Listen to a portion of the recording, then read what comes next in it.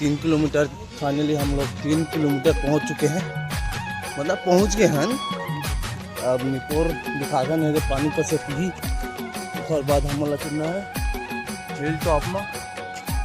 देख सकते हो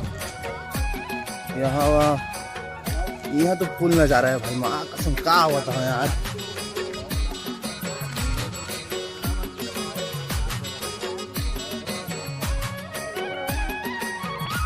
पानी पिए के बाद हम निकल जाते आगे की तरफ,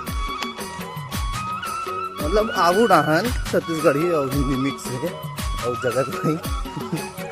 हेलो संगवारी हो, हम बना रहे हैं झोपड़ी बनाए बर महाराज जी के काम कंप्लीट करे के बाद अब चढ़ाई करत हन मंदिर के दर्शन करे बर। तब मंदिर में जाके आगे देखाथन माता के दर्शन कराबो। हाँ तब चल रहा मिलथन आप मतलब ऊपर चढ़े के बाद